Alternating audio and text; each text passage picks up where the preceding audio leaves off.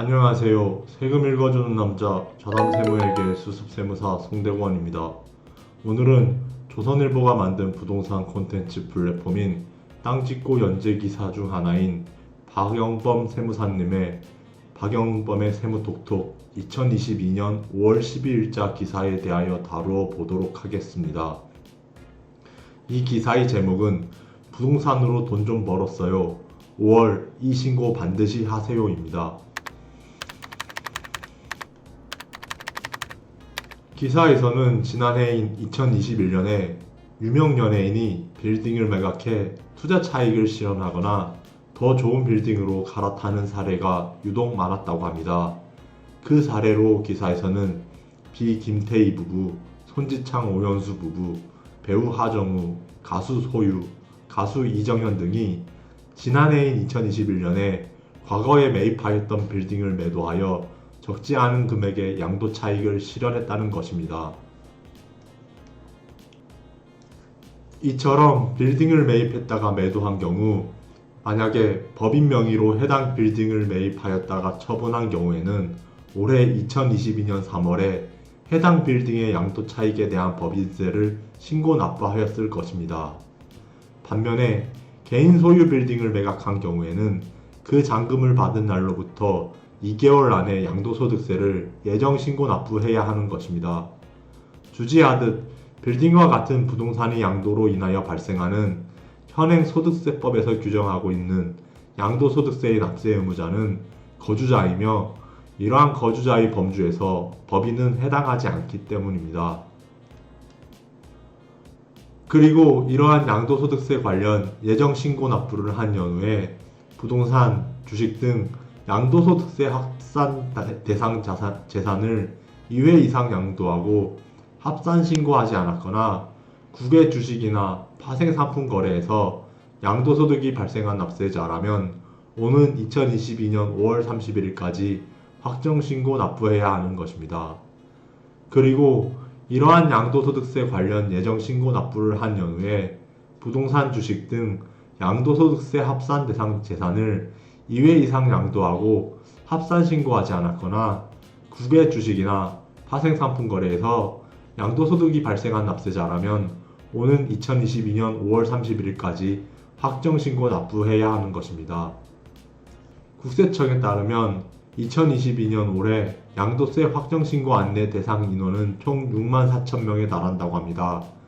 그 양도재산의 세부적인 종류별로 살펴보자면 부동산 2만 명, 국내 주식 2만 명, 국외 주식 3만 3천 명, 파생상품 9천 명 등이며 이 중에서 부동산의 양도와 관련한 양도소득세를 확정신고 납부하여야 하는 거주자가 가장 많다고 합니다. 만약에 이들 거주자가 올해 양도소득세 확정신고 기한인 2022년 5월 31일까지 해당 세액을 신고하지 않으면 20%의 무신고 가산세를 납부하여야 하며 만약에 그 세액을 부정하게 신고할 경우에는 40%의 가산세를 부과하고 그 양도소득세액을 납부하지 않은 경우에는 하루마다 그 미납세액의 0.022%를 납부지연 가산세로 부과하게 됩니다. 이때 기사의 내용에 의하면 빌딩을 매매 거래하면서 많이 저지르는 실수가 크게 3가지 정도가 있다고 합니다. 첫 번째로 예를 들어 설명하면 토지와 건물을 함께 5억 원에 일괄 양도하는 경우 양도소득세를 계산할 때 토지와 건물 가액을 임의로 각각 4억 원, 1억 원으로 나눠서 신고하는 사례가 많다고 합니다.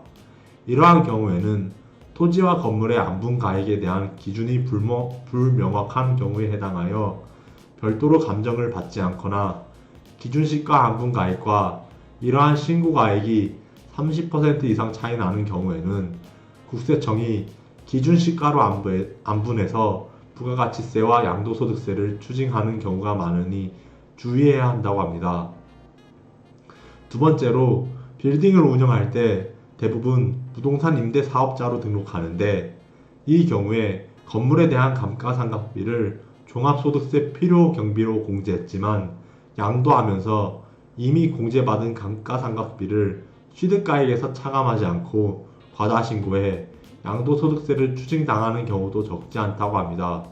즉 부동산 임대업을 영위하는 과정에서 해당 빌딩 건물에 대한 감가상각비를 그 필요 경비로 공제받는 것은 가능하지만 이 빌딩의 양도소득세와 관련한 그 양도 차익을 산정하는 과정에서 빌딩의 취득가액에서 공제하지 아니하여 그 양도 차익이 적게 산출되어 결과적으로는 빌딩과 관련한 감가상각비를 이중으로 공제받아 관련 양도소득세를 추징당하는 경우가 왕왕 발생하고 있다는 것입니다. 마지막 세 번째로 빌딩을 사면서 은행에서 상당 금액을 대출받는 경우가 많기 때문에 건물을 양도할 때까지 지급한 은행 이자를 필요 경비에 포함해 양도세를 적게 신고하는 경우도 종종 발생한다고 합니다. 이에 대하여 부연하여 설명하자면 빌딩 취득과 관련한 지급 이자는 그 빌딩과 관련한 부동산 임대업을 영위하는 과정에서 그 필요 경비로 공제받을 수는 있지만 바로 앞에서 이 빌딩 건물에 대한 감가상각비의 경우와 유사하게 이 지급 이자를 빌딩의 양도 차익 산정 과정에서 그 이자를 필요 경비에 포함해 양도세를 적게 신고하는 경우에는 마찬가지로 관련 양도소득세액을 추징당한다는 것입니다. 이상으로 자담세무회계 수습세무사 송대건이었습니다. 감사합니다.